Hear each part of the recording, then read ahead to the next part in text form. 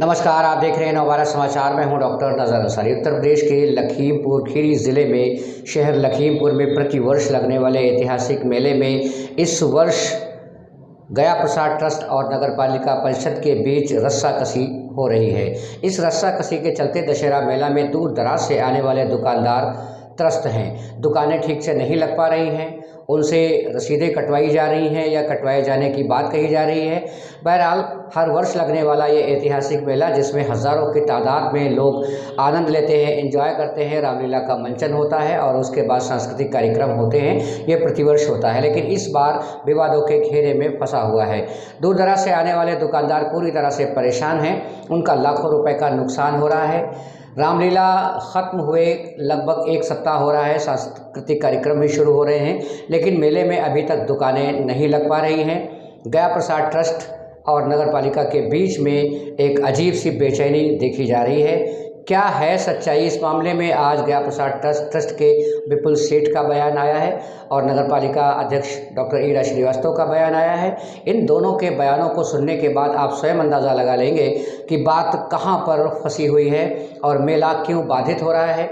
मेले में आने वाले दुकानदार क्यों परेशान हैं, उनकी परेशानी का कारण कहां पर बना हुआ है। आइए सुनते हैं। पहले गया प्रसाद ट्रस्ट के पदाधिकारी की बात सुनेंगे और फिर नगर पालिका अध्यक्ष डॉक्टर ईरा श्रीवास्तव की बात सुनेंगे। बने रहिए हमारे साथ, देखते रहिए नवभारत समाचार।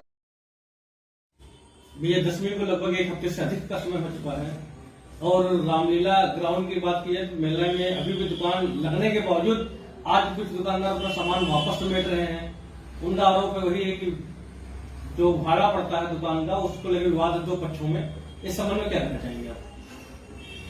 देखिए, विवाद कोई नहीं है और जैसे संज्ञान मेरे आया है कि कल नगर पालिका के अधिकारी कर्मचारीगण पूरे दल बल फोर्स के साथ दुकानदारों के पास गए थे और दबाव बना रहे थे कि रसीदें आप कटवाइए। जैसा कि मैं पहले भी कह रहा हूं, अभी भी कह रहा हूं कि नगर पालिका को वहां पे रसीद काटने का कोई अधिकार नहीं है, ना ही उनके पास कोई लिखित अनुमति है कि वहां पे आवंटन करिए दुकानदारों का।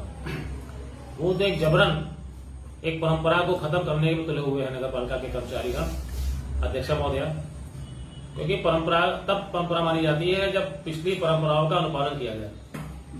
पिछले 30 वर्षों से वहां शर्मा झूले वाला आ रहा था। इस वर्ष उसको झूला ना देके उन्होंने लाखों रुपए लेके एक नए आदमी को दे दिया, तो वो तो परंपराओं को भंग करने का निरंतर प्रयास कर रहे हैं और उनके लिए जन भावना कोई मायने नहीं रखती, उनके लिए सिर्फ पैसा ही मायने रखता है। मैं तो ये समझता हूँ। ये जो दुकानदार आए हैं आज भी उनको एक हफ्ते का लॉस हो गया और आगे भी शायद प्रशासन उनको समय बढ़ाने की अनुमति के मूड में नहीं है, तो इस लॉस का जिम्मेदार कौन होगा? नगर पालिका परिषद अध्यक्ष महोदय जी ईरा श्रीवास्तव जी। अच्छा, आज कुछ दर्जनों दुकानदार आपके घर के समीप आए थे, क्या वार्ता हुई आपकी? मेरे पास आए थे अपनी परेशानी लेके। उन्होंने मुझसे कहा कि नगर पालिका हम पे दबाव बना रही है, प्रशासन के साथ मिलके, और रसीदें काटने के लिए दबाव बना रही थी। मैंने कहा कि रसीदें काटने का उनको अधिकार कोई नहीं, ना ही उनके पास लिखित अनुमति है और ना ही उनकी को वहाँ संपत्ति है। एक आखिरी सवाल ये है कि जो पैसा आया कि पैसा आप वापस करने के लिए कुछ सोचे हैं? मैंने दुकानदारों से कहा है, अगर दुकानदारों के पास नगर पालिका के कोई कर्मचारी जाता है पैसा मांगने के लिए, रसीदें काटने के लिए, तो मैंने कहा आप उनसे कह दीजिए कि आप चेक से पैसे ले लीजिए, आप लिखित मुझसे मांगे। नगर पालिका परिषद को अगर पैसे की आवश्यकता है तो मुझसे लिखित मांगे, मैं उसको पैसा दे दूंगा। यदि आपसे लिखित मांगेगा पैसा जो है वापस नहीं किया? हाँ, पैसा वापस नहीं करूंगा जी। वापस का मतलब होता है इससे मैंने पैसा लिया, नगर पालिका को आप देंगे? नगर पालिका को मैं उसको खर्चे के लिए पैसा दे दूंगा। अच्छा। और मैंने पहले भी कहा था नगर पालिका से क्या इतने दिनों में आपकी और नगर पालिका को कोई विशेष बातचीत बैठ करके हुई है सुरते से? विशेष बातचीत नहीं, मेरी रामलीला से पहले, मतलब मेले से पहले मेरी 2 बार वार्ता हुई थी एसडीएम महोदय के सामने और अपने एडीएम सदर के सामने जी। तो मैंने उनसे कहा था कि देखिए, रसीद काटने का अधिकार नगर पालिका को नहीं, आवंटन नगर पालिका कभी नहीं करती थी। एक तो ऐसा आवंटन बना रही है कि अपने अनुरूप चीज को ढालने का प्रयास कर रही है। और मैंने उनसे कहा था अगर नगर पालिका कार्यक्रम करना चाहती है तो कार्यक्रम कराए, उसमें कोई दिक्कत हमको नहीं है। मैंने कहा था कि मैं उनको पंडाल, लाइट, साउंड और कार्यक्रम के लिए रुपए दे दूंगा। फिर भी नगर पालिका क्यों आवाज आया रसीद काटने के लिए, मैं आज तक समझ नहीं पाया। सिर्फ मेले का दोहन करने का प्रयास करती है, परंपराओं को तोड़ने का प्रयास करती है और जो 160 वर्षों से मेला रामलीला का आयोजन हो रहा है उसमें विघटित करने का प्रयास निरंतर पिछले 3-4 वर्षों से नगर पालिका कर रही है। जब उनके पास जमीन नहीं है तो निविदा उनको देने का कौन सा अधिकार है? ये कोई शासन का आदमी उनसे नहीं पूछता है। आदमी हमसे गाली पूछ रहा है, शासन उनसे पूछे आप किस अधिकार से वहां पे प्रदर्शित करने का प्रयास कर रहे हैं? भाई ये तो सरकार जाती है। आज जो दुकानदारों में व्यापक आक्रोश देखने को मिला है, दुकानें वहाँ पे बंद थी और कुछ दुकानदार ये भी कर रहे हैं अगली बार शायद मेला लगाने के हम लोग यहाँ पे नहीं आएंगे, क्योंकि एक दुकानदार ने यहाँ तक बोला कि 3 साल से लगातार इस टाइप का विवाद हो रहा और इस बार विवाद चरम सीमा पे है। देखिए इसमें तो नगर पालिका निरंतर पिछले 3 वर्षों से अपने एक अधिकार, अपने वर्चस्व, दुकानदार का शोषण करने का बराबर प्रयास कर रही है, जिसका स्टेट गया प्रसाद ट्रस्ट का मैं सर्वराकार हूँ। इस नाते मैंने उसका विरोध किया। मेरे लिए दुकानदार सर्वोपरि है, पैसा नहीं है। नगर पालिका के लिए पैसा सर्वोपरि है, दुकानदार नहीं। निरंतर नई नई चीजें नगर पालिका करती चली आ रही है। कहीं ठेके का प्रयास करती है, कहीं सॉफ्टी, खाजा, झूले का ठेका दे देती है, कहीं चाप का ठेका दे देती है। आज से कोई उनसे नहीं पूछता कि ऐसा क्यों करते हैं। मैं तो एक बात और कहता हूँ, अगर नगर पालिका भी कहती मेरा घाटा होता है, नगर पालिका ने पिछले वर्ष 8 लाख का घाटा दिखाया। 8 लाख का घाटा तब दिखाया जब उसने पेमेंट नहीं किया। न वहाँ साउंड लाइट का पेमेंट हुआ है, न वहाँ टेंट का पेमेंट हुआ है पिछले साल का। अगर वो सब आप जोड़ लें तो मेरे ख्याल से 15-20 लाख घाटा नगर पालिका जाती है। फिर नगर पालिका रामलीला मेले को करने के लिए क्यों आमदार रहती, मैं जान नहीं पाता। कहीं ना कहीं उसके पीछे उसका कोई ना कोई छिपा हुआ उद्देश्य होगा, उसमें आमदार रहती है और समाज को बरगलाती है, जो बहुत ही मतलब निंदनीय है। और हर वर्ष मेले को लेकर के होने वाली हमारी जो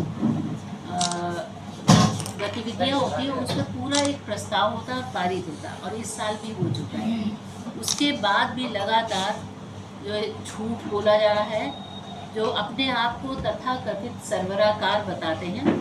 मैं सबसे पहले प्रश्न ये पूछना चाहती हूँ कि वो जो ट्रस्ट बताते हैं उसके किसी ट्रस्टी को किसी ने आज तक देखा है क्या? ट्रस्ट एक आदमी ही चला रहा है और वही सर्वे सर्वा है, केवल एक आदमी फाइलें लिए घूमता रहता है।